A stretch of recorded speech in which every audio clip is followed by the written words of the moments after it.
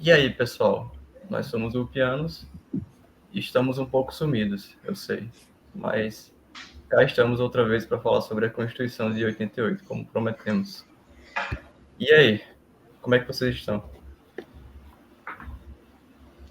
Bem, pessoal, muito bom dia. E olha aí. Como o Leandro disse, nós estávamos num hiato, né, de publicação, mas agora estamos aqui de volta. E como já anunciado, a gente está dando seguimento à série da História das Constituições, e hoje a gente vai falar da Constituição atual do Brasil, que é a Constituição de 88. Isso. Esse novo formato aí, vamos ver se a gente consegue postar com mais frequência, né? É justamente isso, assim, por alguns motivos a gente não conseguia gravar e também para, assim, aparecer um pretexto aí para a gente poupar dinheiro, porque a gente alugava salas, né? Então, Também. assim, conveio muito, assim. A gente Pra vai quem não começar sabe, a o pretexto é gravar. meu casamento. É o pretexto ao casamento de Breno. Aí vamos aproveitar também para poupar dinheiro, a gente, porque a sala era alugada. Então, eu acho que vai ser bem melhor e a gente também vai conseguir gravar com mais frequência também por esse programa. E aí? Vamos começar pelo começo, início, né? a Constituição, É. do início. Acho que é bom fazer uma breve introdução histórica sobre o contexto ali que girou o fim do período militar, né? Para introduzir essa questão desse novo movimento em si que originou a Constituição de 88. Estou tentando abrir aqui um trecho do professor Afonso Arinos, justamente retratando essa transição, né, do período militar. Mas se vocês quiserem começar com alguma outra coisa, quando eu abrir o contextozinho aqui, a gente começa. Essa assim, já é a sexta Constituição do Brasil, é isso? Oitava, não? 1824, 19? Não, sexta. 1824, 1889, 32, 1932, 34, Não, 34 no caso. Não, 34, 37, 47. 46, 46, Ixi, hein, tá ruim, viu? 46, 60 e... Ó, vamos lá, aqui achei. 24, Constituição de 1894, Aí 1891, 1891, isso. 1934, 34, 1937, você sabe que 37, tinha um 46. intervalozinho pequeno entre duas. 46 e Aí 67. tem Aí entra o 67, debate sobre a emenda constitucional de 69, que foi a I-12, né? Que alguns consideram que foi uma nova Constituição, outros consideram que foi só uma emenda constitucional. sim. Finalmente, Por um lado, o Brasil está melhor do que 88. muito país, né, da Europa. A França Acho está que a França teve rivalizando com a quantas gente. constituições? A França É, está a França, rivalizando né? com a gente, tem um pouquinho mais, né, de constituições. Eles estão na Quinta República, depois de 2 impérios e uma restauração monárquica, né? Então, e o México também, se não me Espanha falha a também, né? memória, tem um número parecido com o nosso. Acho que a única Constituição que foi bem duradoura mesmo é a dos Estados Unidos, né? Acho Que é a mesma desde sempre. tem Com alguns as emendas, né? doutrinadores até que afirmam que é uma Constituição imutável, porque ela quase não sofreu emendas desde que foi promulgada. Assim, a Constituição Americana atualmente está com 27 emendas, né? E foi adotada em 1791, se não me falha a memória. Então, e as primeiras emendas elas foram a Bill of Rights, né? Que foi mais ou menos contemporâneo com a própria adoção do texto da Constituição. Aí, o que a gente vai falar, né? Parte do nosso assunto é exatamente por que a nossa Constituição é tão instável, né? A gente já está com 130 e poucas emendas. Qual foi a última, hein? Alguém sabe? Acho que o Breno deve saber. Essa aqui, ó, até a emenda 129 de 2023. Essa daqui. 132, a última. Aí. Então essa daqui já está desatualizada. 132 de 2023, acho que foi uma parte da reforma tributária. Acho que é isso mesmo. Essa Constituição aqui teve muita influência da Constituição de Portugal, né? de 76. 76, né? É isso. Porque lá teve o 25 de abril, parecido com aqui no Brasil, né? Terminou lá um regime militar, mais ou menos. O Estado Novo. Estado Novo, que foi parecido com o movimento daqui, de democracia, liberalismo e tudo mais. Então a gente importou muita coisa da Constituição de lá, com bastante influência do Canutilho. Canutilho, exato. Eu queria sugerir que a gente... Peraí, só um minuto. Meu irmão aqui atrapalhando o vídeo. Bem, Acontece. ao vivo dá nisso. Eu queria sugerir que a gente tecesse e começasse tecendo comentários elogiosos à Constituição de 88. Assim, o que vocês acham, no que vocês acham que a Constituição de 88 merece elogio, assim? Direitos fundamentais, em demasia, influência portuguesa, influência de outros países, e até no corpo mesmo da Constituição, o que é que vocês acham que ela merece elogio? Assim, né? A Constituição de 88, ela ampliou os direitos e garantias fundamentais, né? E o maior destaque que teve dentro da doutrina brasileira foi o direito à liberdade de expressão, o direito à liberdade de reunião, a inviolabilidade do domicílio e da vida privada, entendeu? E a integridade dos cidadãos. Além disso, ela instituiu o habeas data. Ela instituiu o habeas data. Sim. E Isso também da instituiu o mandado de espanhola, injunção. né, Breno? Oi? O habeas data da Constituição Espanhola, se eu não me engano, não é isso? Se eu não me engano, é Constituição espanhola, eu acho. E também foi o mandado de injunção. Além disso, a Constituição de 88 foi uma das primeiras a trazer a constitucionalização do meio ambiente.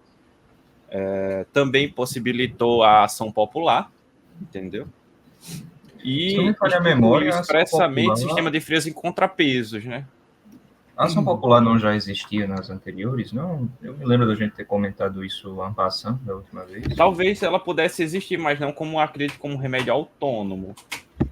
Sim, eu acredito que ela possa ser aquela noção de... Ah, não, perdão. Ação popular para combate à questão ambiental. Sim. Entendeu? Antes era só ação popular num sentido mais... Os atos lesivos ao patrimônio público já estavam... Isso. Agora o meio ambiente também entrou, né? Tem um nomezinho que a doutrina chama com a entrada do meio ambiente na Constituição, que eu estou querendo me lembrar. É como se fosse uma difusão, como é que se diz? Vamos adiantando aí, quando eu lembrar eu vou falando. Tá, uma coisa que eu lembrei agora é que a ação popular... Qual a diferença essencial assim, entre a ação popular e a ação civil pública? Porque muita gente pode ter dúvida quanto a isso. Popular, a ação civil pública tem seus legitimados em rol taxativo, né, na lei da ação civil pública. Ministério Público, partido político, né? Sim, os entes federativos. A ação popular é para qualquer um do povo. É qualquer cidadão, né? Ele tem que ter um dos requisitos para poder se impetrar uma ação popular é a certidão de quitação eleitoral. Para você poder... Exato. O eleitor, que é o cidadão, né? Que pode impetrar a ação popular. Não sei se esse é o termo certo. Mas, enfim, eu acho que a ação popular e a ação civil pública, elas já existiam antes, como o Gabriel falou. Até porque na Constituição, no Código Civil de 16, já existia aquela figura das fundações, né? E as fundações, o substrato delas é justamente os bens. Então, acho que para haver essa defesa dos bens, assim, diria assim, uma defesa dos bens, acho que já deveria haver uma ação civil pública e ação popular também. Para o pessoal que não sabe... Pronto, eu lembrei aqui, só interrompendo. Quando eles introduziram a questão do meio ambiente na ação popular, fez algo que a Constituição de Portugal fez em 1976, que é o constitucionalismo ecológico. Eles elevam a nível constitucional a proteção do meio ambiente. E a doutrina ela trata de dois aspectos deste constitucionalismo ecológico, ele biocêntrico e antropocêntrico, né? O biocêntrico, ele trata animais como titulares de direitos e garantias fundamentais. E já o antropocêntrico é o que tem na nossa redação do artigo 225, né? Que é uma proteção indireta do ser humano e das próximas gerações. Podem continuar, já interrompi demais. Pronto, é justamente isso. Mas é curioso essa questão que Breno falou, porque hoje em dia está muito em alta, né, a questão dos direitos dos animais e tal. Inclusive o pessoal faz campanha eleitoral, assim, da causa pet e tal. Então, Humanismo. animalismo e tal. É bem interessante isso, mas assim, acho que extrapola um pouco a questão. Assim, é uma questão muito mais complexa e profunda do que simplesmente o que está na lei, né? Acho que Inclusive a questão de Não, fale, Bruno. maus tratos, né? Por exemplo. Sim. Até o que é maus tratos e o que não é maus tratos, né? Aqui no Nordeste a gente tem uma vaquejada, né? Que há um tempo foi objeto de discussão política porque queriam proibir a vaquejada porque consideraram maus tratos, né? Tiveram que considerar como patrimônio histórico, cultural, não lembro agora. Tá, essa questão da vaquejada é até interessante, né? Porque o STF declarou que era inconstitucional a vaquejada, porque era maus tratos aos animais, aí o Congresso rapidamente se juntou e fez uma emenda constitucional dizendo que não era maus tratos porque era patrimônio histórico-cultural. Sim. O famoso efeito backlash, né? É efeito backlash, né? Ao fim e ao cabo, o que está dizendo olha, não interessa o que vocês estão dizendo, né? O que interessa é que o povo quer isso aí, né? De fato, assim, não estou entrando no mérito se é um negócio bom ou não, mas o fato é que o Congresso estava agindo em prol de algo que certamente é uma demanda popular, né? Você vê que esses eventos sempre estão lotados. Verdade. Isso chega a ser até um pouco contraditório, sabe? Porque, se eu não me engano, eu não lembro se foi no mesmo tempo, mas o STF também tinha decidido que sacrifício de animais em práticas religiosas era permitido. Isso foi depois, salvo engano. Foi depois da vaquejada. Depois da eu acho que você foi, vê, assim, salvo engano, isso foi 2019, esse dos animais, o sacrifício. Assim, eu entendo, né, sobre um certo aspecto, porque, de fato, ao fim e ao cabo, uma vaquejada não tem a mesma importância para uma pessoa do que um sacrifício, no caso, se a religião dela exige sacrifícios animais, né? Mas mostra como, ao fim e ao cabo, essa pauta ela é muito sujeita a subjetivismo, né? Uma coisa que é elogiosa na nossa Constituição, com certeza, é o fato de que as redações usadas para os direitos fundamentais clássicos, de fato, são até melhores do que as redações que a gente vê em outros lugares, né? Então, por exemplo, na Constituição americana, a gente tem a oitava emenda, né? Eighth Amendment, que diz excessive bail shall not be required, nor excessive fines imposed, nor cruel and unusual punishments inflicted, né? O que quer dizer? Essa última parte, cruel and unusual, isso aí é uma das coisas que mais dá debate na Suprema Corte americana, né?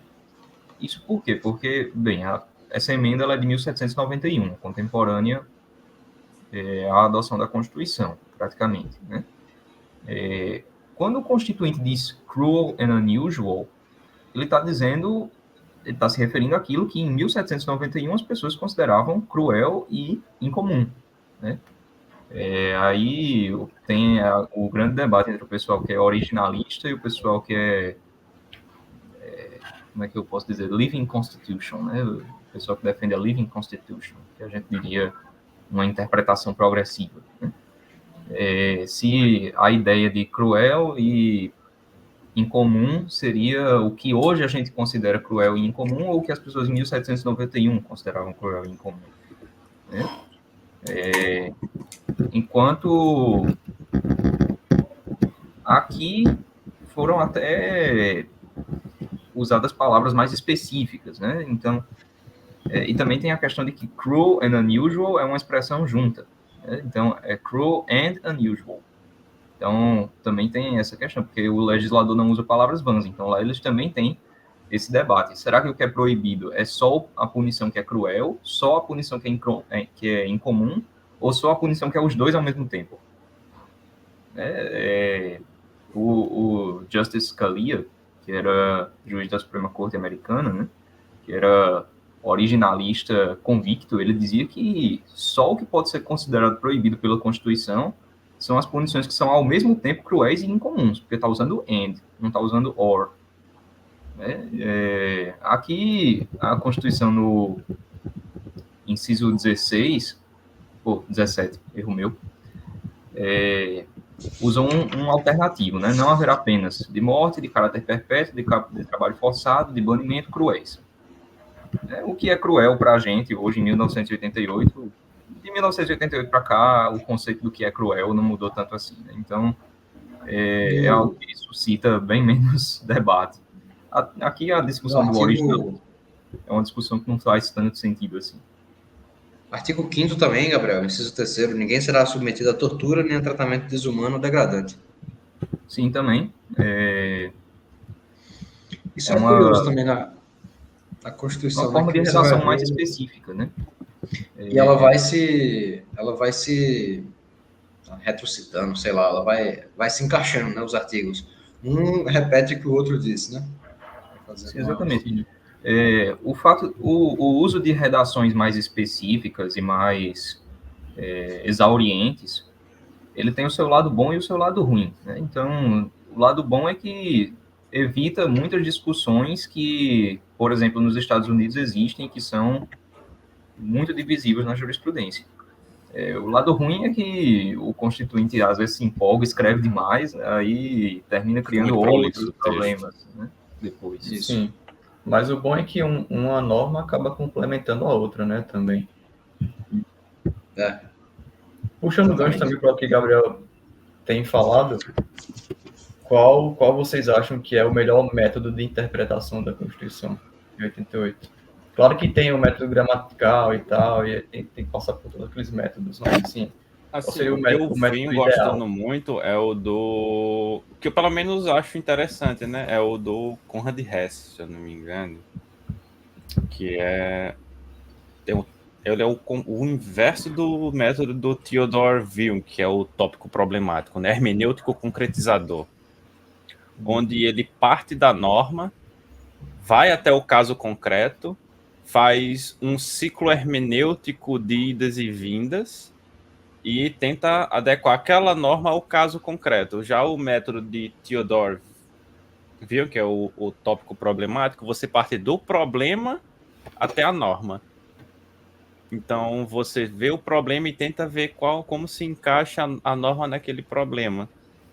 Já esse hermenêutico concretizador do Conrad Hess, você tem que ter uma pré-compreensão básica da norma.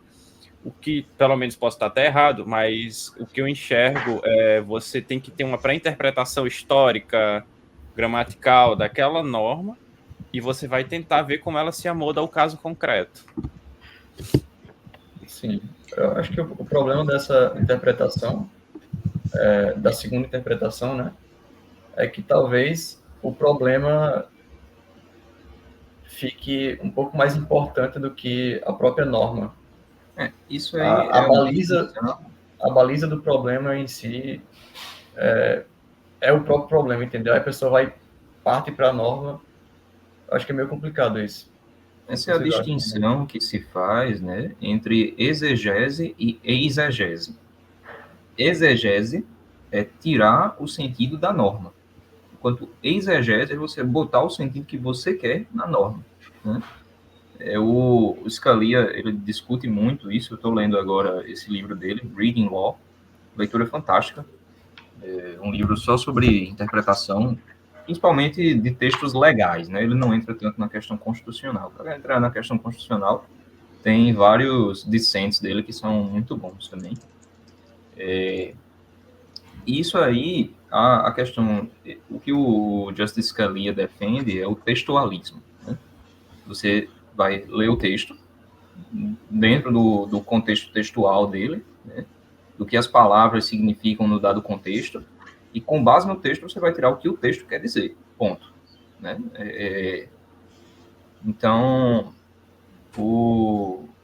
existem grandes vantagens nisso, né? E eu acho que o fato das pessoas olharem com muita suspeição para o método gramatical hoje deriva exatamente de uma filosofia confusa, né? Sobre a própria questão da interpretação mesmo. Então, as pessoas partem do pressuposto que quando eu estou lendo um texto, é impossível eu entender um sentido objetivo dele. Né? Hoje as pessoas partem desse pressuposto, assim, inquestionável. É impossível eu entender o que um texto está querendo dizer. Mas não é exatamente isso. Né? É certo que existem textos que são polissêmicos, mas o fato é que, na vasta maioria das vezes, um texto ele tem uma interpretação que é objetivamente correta, enquanto as outras estão objetivamente erradas. Né? Na vastíssima maioria. E isso fazendo um gancho com o que tu falou da redação dos nossos artigos, né? Que tem muito artigo na nossa Constituição que é muito claro. É muito evidente o que ele quer dizer. Vou dar um exemplo aqui, o 137 do Estado de Sítio.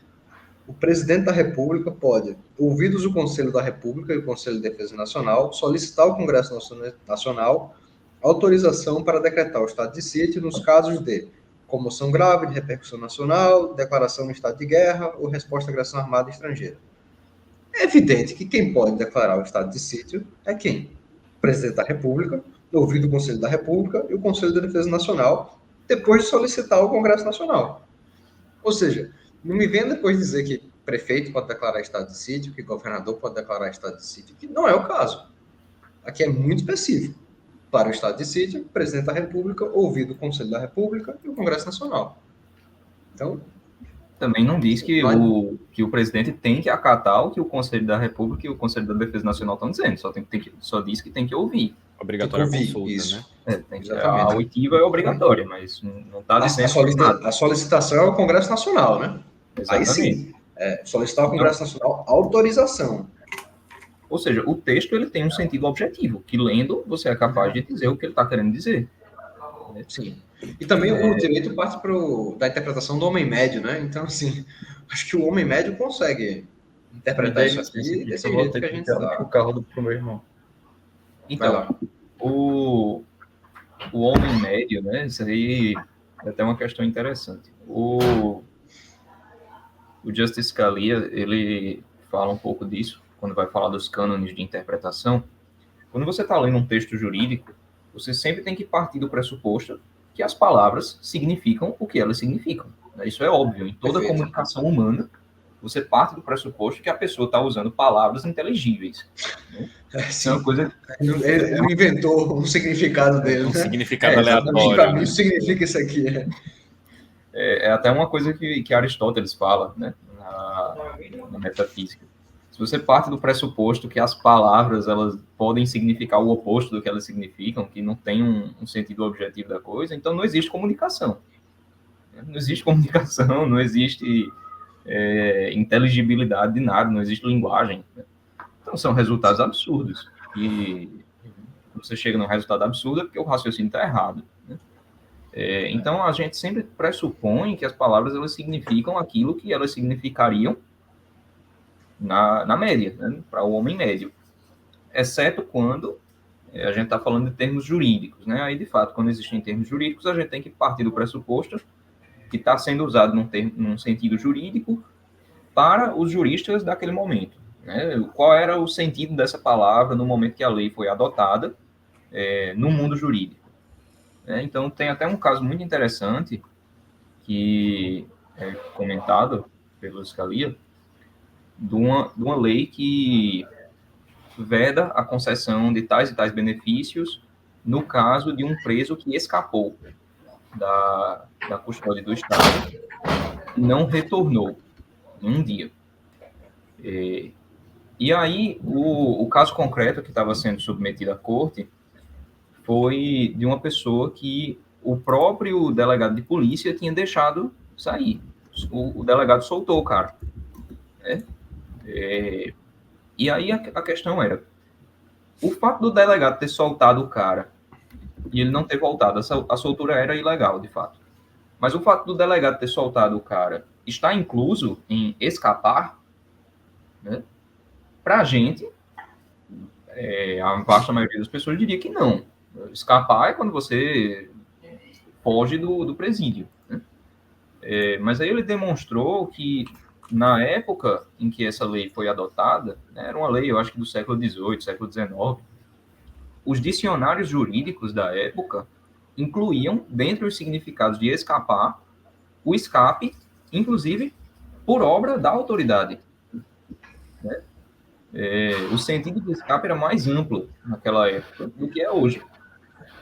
Então, para interpretar a lei de acordo com aquilo que o texto efetivamente quer dizer, você tem que levar em consideração o significado que tinha naquele momento.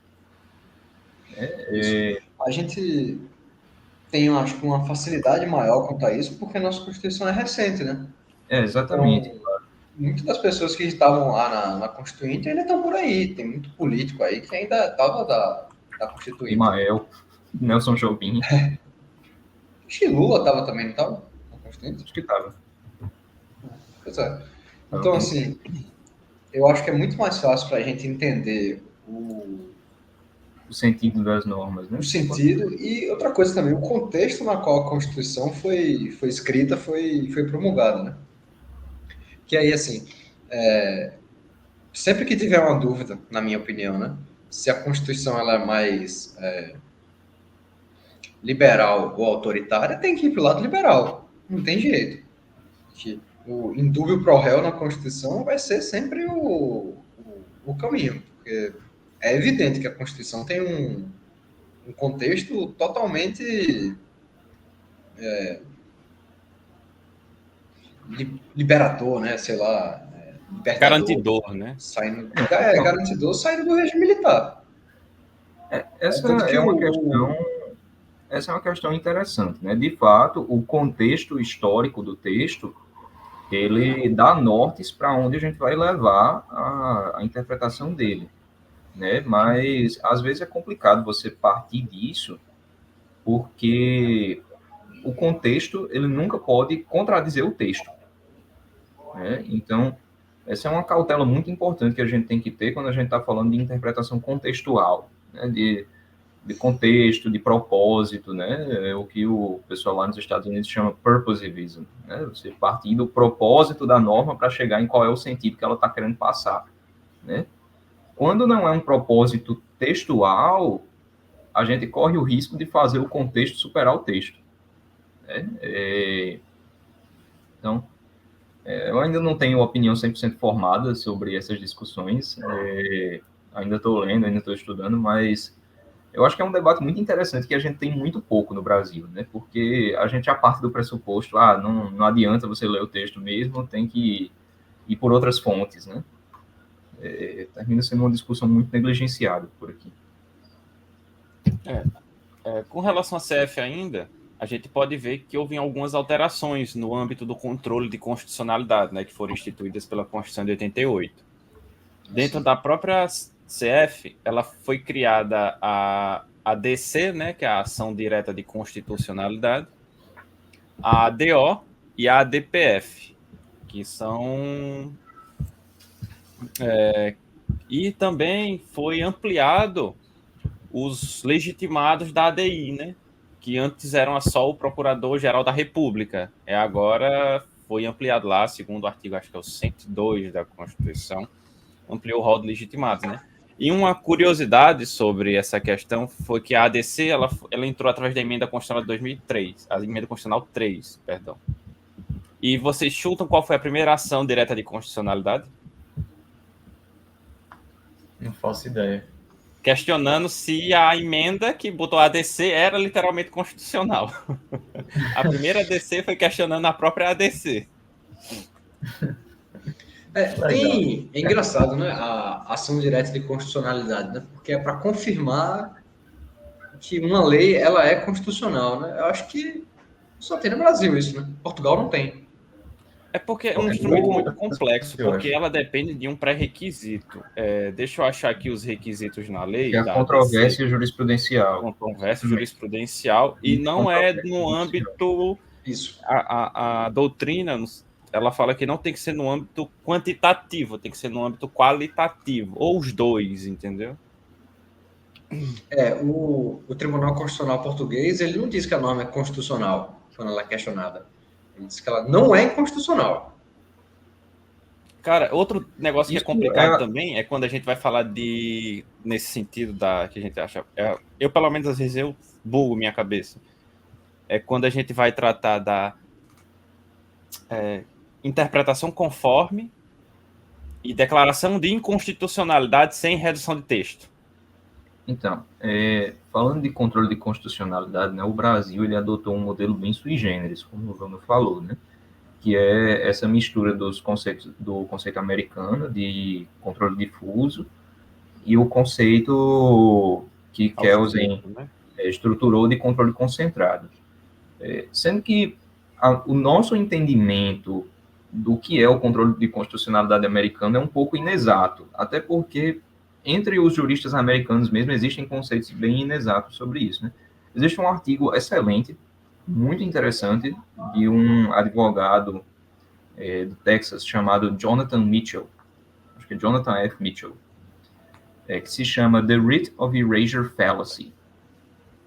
Esse é um artigo interessantíssimo, em que ele mostra como dentro do sistema americano o judiciário não tem o poder de apagar uma norma do mundo jurídico. O judiciário não tem esse poder de simplesmente eliminar uma norma, dizer que a norma não existe mais, apagar ela e pronto. Né? Não existe esse poder. O que o judiciário pode fazer nos Estados Unidos é impedir um agente do Estado de aplicar a norma inconstitucional. Impedir os agentes do Estado de aplicarem uma norma inconstitucional. Né? E é isso que ele chama de Writ of Erasure Fallacy, porque as pessoas, até nos Estados Unidos mesmo, elas supõem que o que o judiciário faz quando declara uma norma inconstitucional é apagar ela da existência. Né?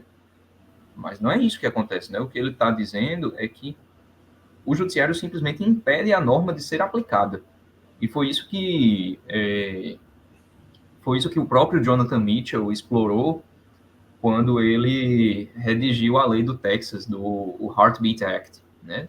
Não sei se vocês escutaram isso, mas antes do Roe v. Wade ser derrubado, o Texas tinha feito uma lei que proibia o aborto a partir do momento que o bebê ele tem batida de coração, né? O que efetivamente proibiu o aborto. E assim, a forma como o Jonathan Mitchell redigiu essa lei foi genial, porque o que ele fez foi tirar o poder do Estado de aplicar essa lei e dizer que qualquer cidadão privado pode entrar com uma ação para aplicá-la. Então, isso efetivamente torna a norma imune ao controle de constitucionalidade no modo americano. Porque não tem como você entrar com um processo na Suprema Corte para declarar a norma inconstitucional. Assim, foi uma coisa impressionante mesmo. Assim, só um jurista muito, muito inteligente para pensar numa coisa dessa. Né? Aqui no Brasil, não. Aqui no Brasil, a gente tem um Writ of Erasure, né? Que é exatamente a ADI. A ADI é o Writ of Erasure, em que efetivamente você vai levar uma norma para o judiciário, no caso o STF, e o STF, se julgar a ação procedente, vai dizer, pronto, essa norma não existe. Ela está extirpada do mundo jurídico. Agora, o nosso controle de constitucionalidade é depois que a norma entra em vigor, né? Existe o preventivo e o repressivo, né? O preventivo, ele atua mais no aspecto de legitimidade. Por exemplo, o Poder Executivo, quando ele declara o veto por inconstitucionalidade, entendeu? Ele diz que aquela lei ela não é compatível com a Constituição. E no âmbito parlamentar, no caso, seria parlamentar ou barra judiciário, a Câmara de Constituição e Justiça, ela veta por ser inconstitucional aquela disposição. Já no âmbito do judiciário, é um mandado de segurança por violação do... Esqueci. Puta que... Das normas de procedimento. Das normas do processo legislativo, entendeu? Então, por exemplo, vício de iniciativa, quórum de votação, esses pequenos detalhes. Já no repressivo, então, a gente se discute mais num aspecto formal, vamos assim dizer, da norma. Já isso. no controle repressivo é quando a norma entra em vigor, né? Aí, em tese, o judiciário, o legislativo, assim, não tem uma certa controvérsia. A controvérsia que se tem é o poder executivo, porque como é que o poder executivo ele declara uma norma inconstitucional? Alguns doutrinadores dizem que ele afasta o âmbito de aplicação da norma. Por exemplo, eu não vou aplicar essa norma por ser inconstitucional. E, ao mesmo tempo, para se caracterizar essa legitimidade, ele tem que entrar com a ADI. Porque se fosse qualquer assim, eu também entendo, é tipo, se eu for argumentar qualquer coisa que eu não queira ser inconstitucional e simplesmente ficar por isso mesmo, não tem uma lógica. Sim. Agora, o veto do presidente também não precisa ser por inconstitucionalidade, né? Ele pode ser político ou jurídico, né? Aí, quando Exato, ele é veto político ou político, jurídico. ele volta para as casas legislativas reanalisarem, no caso, a famosa derrubada do veto, né? Eles podem derrubar o veto. Já o jurídico, não. Não entendo como é que tem um veto que pode ser derrubado, mas tudo bem. Esse princípio eu tenho um nomezinho. Acho que é princípio da supremacia do parlamento, né? Que eles entendem que a legitimidade do parlamento é a mesma da legitimidade popular. Então, o fato de o Congresso estar derrubando um veto está dizendo, não, a população quer que essa lei seja dessa forma. Na Constituição Americana existe a possibilidade de veto, né? E o quórum no caso, existe a possibilidade do Congresso derrubar o veto. Mas para derrubar o veto tem que ser maioria de 2/3, né? Eu acredito que aqui o quórum seja esse também, né? Eu não me recordo, mas eu acho que é a maioria absoluta. Deixa eu conferir agora. A maioria absoluta aí é fácil demais. Agora, o presidente aqui ele não faz consulta para o STF, né? Acerca de constitucionalidade, ou faz? Faz, através do AGU, né? O AGU, quando entra-se com um processo de controle, o AGU é intimado para defender a norma. Então, ele representa vamos dizer assim, o poder executivo, né? Não, mas ele é intimado a defender? Se for o caso. O STF ele tem um entendimento de que o AGU só não é obrigado a defender quando é o próprio legitimado, assim, o presidente da República que entra com a ADI, entendeu? Mas, em tese, o AGU ele tem a obrigação de defender a constitucionalidade da norma. Mas mesmo em outros sistemas, até onde me consta, não é muito comum que o presidente ele faça consultas em tese para o judiciário, né? O judiciário ele não serve para resolver disputas em tese. O judiciário serve para resolver disputas concretas. Concretas. A única possibilidade aqui é do TSE, não é isso? É a maioria absoluta. Tem essa possibilidade de consulta, né? De responder consulta. Curioso. O parágrafo 4º eleitoral é uma jabuticaba, o negócio só existe no Brasil. O parágrafo 4º do artigo 66 da Constituição vai dizer que o veto será apreciado em sessão conjunta dentro de 30 dias a contar de seu recebimento, só podendo ser rejeitado pelo voto da maioria absoluta dos deputados e senadores. Então aqui é bem simples de derrubar um veto. De fato, é bem mais fácil do que no sistema americano. No controle também de constitucionalidade, também tem aquela questão de declarar apenas parte da norma inconstitucional, né? Mas eu não lembro muito bem como é o processo pelo qual isso acontece, porque existe a figura da derrogação, parcial, né? O STF ele tem a prerrogativa de declarar parcialmente uma palavra, entendeu? É você pegar, acho que na Constituição vai dizer que o presidente ele só pode vetar artigo, a linha ou inciso, ele não pode haver veto de texto. É só você pegar aquela interpretação e alterar, que o STF ele pode vetar apenas uma palavra. A única, vamos dizer assim, não vou dizer problemática, mas a única restrição que o STF tem é que ao vetar ele não pode alterar o sentido da norma, que subverta o que o legislador criou. Vamos assim na dizer. Teoria, né? Hã? É a ideia, mas... É a ideia. Assim, existe uma... Vamos supor, o pacote anticrime, quando ele foi criado, o juiz das garantias, ele vai dizer que o juiz da instrução, ele vai atuar após o recebimento da denúncia. O STF entendeu que ali deveria se haver uma declaração de inconstitucionalidade da palavra recebimento. que o juiz das garantias ele só deveria atuar até o oferecimento da denúncia. Então, a partir do oferecimento, o juiz da instrução e julgamento deveria atuar. Entendeu? Isso aí, Então, agora, existem outras normas que, se caso, vamos supor, haja um não, por exemplo, se ele cortar aquele não, há uma subversão do texto normativo. Vira legislação positiva. Na prática, né? Então, essa é a questão, né? Também é algo que existe na doutrina, né? A ideia do as applied challenge e o facial challenge. Quando você desafia a constitucionalidade de uma norma em um as applied challenge, você está dizendo que a norma ela é inconstitucional se ela é aplicada de uma determinada forma. Enquanto, se você diz que é um as applied challenge, aí é uma aplicação da norma que é inconstitucional, uma forma de interpretar a norma que é inconstitucional, né?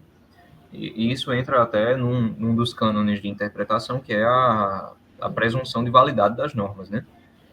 Se existe uma interpretação de uma norma que é constitucional e uma que é inconstitucional, dentro das possibilidades, você vai preferir a interpretação que é constitucional. Constitucional. Também, de novo, como o Breno disse, se você transforma essa interpretação segundo a Constituição numa legislação positiva, você não está mais fazendo interpretação, né? É uma exegese, como a gente já disse, né? Se torna um exercício de legislação positiva. Tem aquela questão também do mens legis e mens legislatores, né? Uma coisa assim. Porque tem que considerar o sentido real do texto ou o sentido do que o legislador atribuiu ao texto na época em que foi redigido. Não, aí existe uma distinção importante, né? Quando a gente fala de intenção do legislador, a intenção do legislador ela não existe, né? Porque estou citando bastante o Scalia hoje, mas ele dizia, né? Olha, eu não acredito em intenção do legislador, por um motivo muito simples. No Congresso, eu tenho certeza absoluta que, no máximo, 1 ou 2 deputados leram o texto. Se muito. Então, se ninguém lê o texto, como é que a gente vai falar de intenção do legislador? Então, pode-se falar que o assessor chegou para né, ele. O assessor chegou para ele com o texto e disse, olha, é isso que você quer. Aí ele disse, pronto, é isso que eu quero, então é isso que eu quero. E os outros parlamentares, a mesma coisa. Os assessores chegaram para ele e disseram, pronto, é isso que você quer. Na maioria das vezes, é isso que acontece. É só pegar o texto da reforma tributária, né? Se tu for abrir a emenda constitucional da reforma tributária, deixa eu abrir aqui, vou ver quantos artigos tem. É a mesma questão do que eu acho, essa é uma opinião particular, eu acho que vocês concordam também. Acho que a gente até falou sobre isso já, sobre a lei penal. Sempre que tem um crime de grande repercussão midiática, aí vão passar uma lei com o nome da vítima, que geralmente já era uma conduta que já era criminalizada, já tinha uma pena bem parecida, mas qual era a intenção do legislador? Apaziguar o ânimo da sociedade? Midiática dá a ideia de que o Congresso está lutando contra o crime, né? É uma questão de direito penal, né? O que eles chamam de... Acho que é direito legislação penal simbólica. Que é uma reação legislativa a certos fatos que não combatem o fator em si da criminalidade, né? Por exemplo, a gente estava falando aqui das emendas constitucionais. Eu dei um Ctrl+P aqui da reforma tributária e ele tem aproximadamente 30 páginas. Aí tu acha que um deputado vai ter tempo de ler 30 páginas das alterações legislativas? Ele, muito provavelmente, ele vai ter, como o Gabriel falou, um assessor que vai dizer, olha, em resumo, a reforma tributária diz sobre isso, vai instituir isso, e um negócio de 2 minutos de conversa, ele vai dizer, beleza, então tá de acordo com o que eu quero, ou o que a população quer. Exatamente, por isso que a distinção, a dicotomia entre a intenção da lei e a intenção do legislador é uma dicotomia que não existe, né, na realidade. Porque os textos raramente são produto, principalmente textos legislativos, raramente são produto da vontade de uma pessoa só. Né? Então, um texto produzido dessa forma, você não pode pensar ele, assim, o que a pessoa que escreveu estava pensando. Você tem que pensar o que está escrito, de fato. né? E o significado do que está escrito passa pelo significado corrente das palavras no tempo que ele foi adotado. Essa é a verdadeira questão, né? Cara, tu tá falando isso, semana passada eu fui fazer um curso, né, sobre questão da CVLI, né, crimes violentos letais intencionais, que é a questão que a gente trabalha homicídio, latrocínio, etc. E durante esse curso falou-se bastante sobre a cadeia de custódia, né, que é um tema muito debatido na doutrina penal e processual penal brasileira. E, se eu não me engano, o pacote anticrime nessa parte de cadeia de custódia foi o ministro foi Alexandre de Moraes quem escreveu sobre a cadeia de custódia. E pegou uma portaria de uma perícia, de um âmbito pericial que tratava sobre esse âmbito interno, por exemplo. Eu não lembro qual foi o órgão, mas, por exemplo, a perícia da Polícia Civil de São Paulo estabeleceu uma cadeia de custódia interna. O redator, ele pegou aquele formato de cadeia de custódia e suplantou na norma penal, na norma processual penal, de uma forma que você não tem como afirmar, mas que foi criada, pensada para um âmbito pericial, não foi pensada para um âmbito talvez processual penal ou inquisitorial, no caso da polícia, né? Que aqueles policiais pudessem tratar aquela prova, o judiciário pudesse tratar aquela prova de uma forma a não macular, né? Não transformá-la em uma prova ilegítima ou ilegal.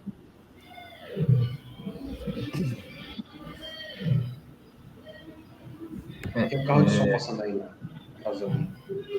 É aqui. É aqui. Eu acho que é campanha eleitoral. Eu achava que vocês não estavam escutando, mas... Assim acontece, olha, nos estúdios do professor Vermil também acontece isso aí. Acontece. Pois é. Fazer o quê? A gente está chegando já em quase 50 minutos de podcast, né? Eu acho que a gente podia fechar esse bloco aqui com controle de constitucionalidade. E o próximo sábado, para mim, eu poderia também, a gente já podia fazer uma gravação sobre outro assunto da própria Constituição de 88, porque tem muita coisa para falar. Bicho, se a gente for falar só de separação dos poderes, poder executivo... falar de separação dos poderes já é um podcast sozinho, com certeza. Porque, por exemplo, se a gente for falar sobre a questão do parlamentarismo branco, né, que é o que se debate na doutrina atual, que hoje a Constituição ela não é presidencialista, ela é parlamentarista branca, onde grande parte do poder se concentra no legislativo. O poder executivo ele tem uma pequena parte do poder. É um negócio... Só isso aí dá muito pano pra manga. A gente dá uma editada para melhorar esses trechos depois. Mas, enfim... a gente terminou falando basicamente só de controle de constitucionalidade mesmo, né? Eu acho que ficou de bom tamanho esse podcast. E na próxima vez a gente fala de separação de poderes, um tema que realmente dá... Pronto, perfeito. Combinado já. A gente já falou muito sobre hermenêutica. Pegar para dar uma estudada, né, na evolução do STF, na evolução do Poder Executivo e do Poder Legislativo brasileiro, né? Também. Sim. Vou anotando os temas aí para ir falando. Eu acho que a gente podia passar um bom tempo sobre a Constituição de 88, porque tem muita coisa mesmo para falar. E é contemporâneo. É muito contemporâneo. Exato. Sim, as mudanças no orçamento foram muito recentes, né? Uhum. Vai ter a reforma do Código Civil também, né? Cara, é um negócio que a gente vai... Bicho, vai ser... que eu até destaco dentro dos meus resumos. A gente poderia fazer um podcast só comentando as mudanças no Código Civil. Eu estava ontem no congresso do IBDFAN aqui. Foi muito interessante. Agora, muita coisa que eles mostraram lá na parte de direito de família é consolidação do que já tem, de jurisprudência. Uhum. Mas é uma tendência, né?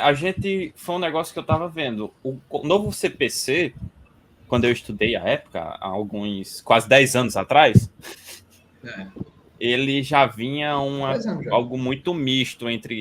A gente saiu de uma época que eu peguei no início da minha faculdade, o Civil Law, uma questão muito Civil Law, e foi se encaminhando para uma questão muito Common Law e do Status of Decisions, né? Que é uma... Stare decisis. Stare decisis. E hoje a tendência, com recurso extraordinário com repercussão geral reconhecida já está causando controle de constitucionalidade, né? De forma difusa, até e dando efeito erga omnes e... Esqueci. E assim, aí de novo, entra naquilo que eu disse. Isso não é exatamente common law, né? A forma como as pessoas entendem isso no common law, como os juristas mais abalizados entendem, não é exatamente assim, né? Quando a gente fala de repercussão geral, o que aconteceu foi que a questão da mutação constitucional do artigo 5210, né? Aí eu acho que é um dos piores momentos da jurisprudência brasileira. Porque o que acontece? O 5210, ele tem um comando muito claro. Quando o STF declara uma norma inconstitucional sob controle difuso, o efeito ele é inter partes, né? No máximo, a gente poderia cogitar aquilo que o Jonathan Mitchell fala, né? Um impedimento do Estado de aplicar aquela norma, mas não uma exclusão da lei, né? Enquanto o STF e a Constituição dispõe claramente isso no 5210, né? Quando diz que uma declaração incidental de inconstitucionalidade do STF só vai produzir efeitos erga omnes se o Senado emitir uma resolução dizendo isso, né? É o Senado, com o seu poder, que vai fazer isso, não o STF. A norma ela não admite outra interpretação, né? Sim. Por isso que quando o STF mudou de interpretação sobre isso, eles não disseram que estavam simplesmente mudando de interpretação, eles disseram que foi uma mutação constitucional. Ou seja, eles pegaram o texto da Constituição e disseram que o texto não interessa mais. Isso aí, sim, é um atentado a todos os princípios de hermenêutica que a gente falou até agora, né? Quando a gente fala de mutação constitucional, na realidade, o que a gente está fazendo é tirar o poder da Constituição. É tirar o poder da Constituição e colocar o poder no STF, que é quem vai operar a tal mutação constitucional, né? É o que também o Scalia falava, né? Tem um voto vencido dele. Ele era um pouco ministro Marco Aurélio, tinha um monte de voto vencido, mas os votos vencidos dele são muito bons. Ele tem uma dissent, que é num caso chamado O'Hare Truck Services v. City of Norfolk, em que ele fala: eu não sei o que é isso que acontece quando um advogado, um jurista, vira juiz da Suprema Corte, que ele, do nada, é capaz de perceber direitos constitucionais e proibições constitucionais que ninguém percebeu por 200 anos. No caso deles, era 200 anos. No caso da gente, é um pouquinho menos, não tem nem 50 anos, mas o ponto continua, né? Como é que a Suprema Corte vai tirar da cartola um sentido da Constituição que não existia antes? É um direito constitucional que não existia antes. Isso é uma coisa que, no fundo, você está tirando o poder do Constituinte e colocando o poder na Suprema Corte.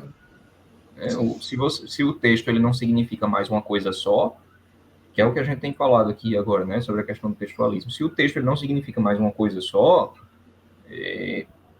então, para que Constituição? Serve para quê? Serve só para dar um verniz retórico para a decisão da Suprema Corte? Não é assim que pode funcionar a coisa, né?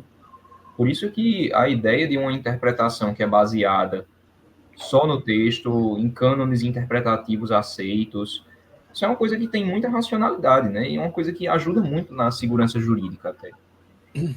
Quando você deixa de ter regras interpretativas que todo mundo aceita, quando você deixa de ter regras interpretativas que são objetivas e fixas, o que acontece é que o processo de seleção dos juízes deixa de ser jurídico e passa a ser político.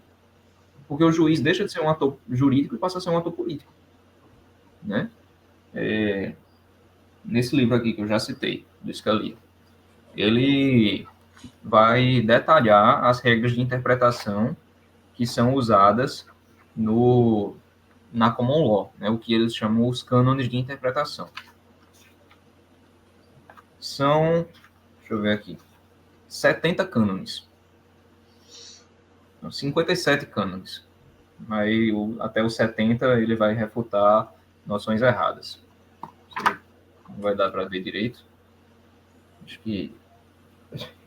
Agora foi. O Depois sumário. tira um print. Depois eu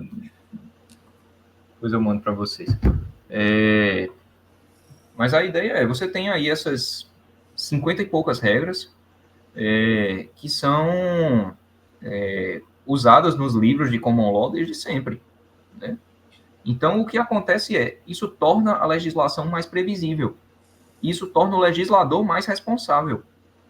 Porque quando o legislador ele parte do pressuposto que o judiciário vai interpretar como quer, com base nas próprias inclinações políticas do judiciário, ele vai se tornar muito menos zeloso em redigir a lei, porque ele vai redigir a lei de uma forma vaga mesmo, porque ele sabe que não adianta escrever de forma clara, o judiciário vai desconsiderar de qualquer jeito, e mais, isso desencoraja o debate legislativo, porque normalmente tem dois lados numa questão, e quando eles estão escrevendo uma lei, eles têm que chegar a um acordo.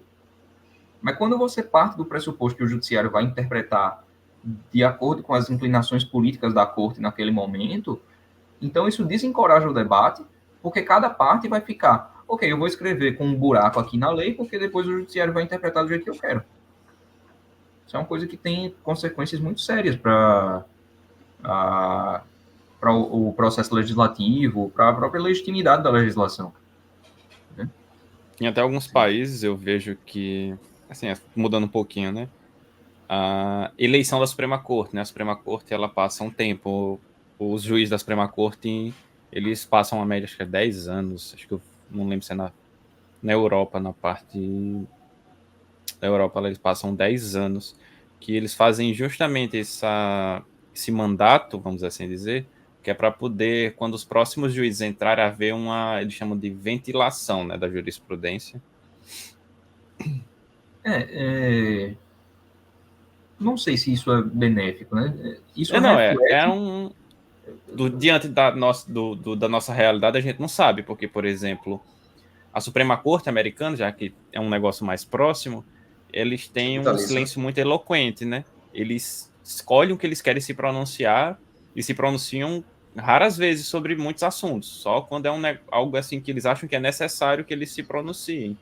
Aqui não, a gente vê, por exemplo, a nossa Suprema Corte se pronunciando sobre a queixa-crime, que no caso de injúria dirigida a uma marido, a companheira também pode ser legitimada o requerimento da queixa-crime. Tipo...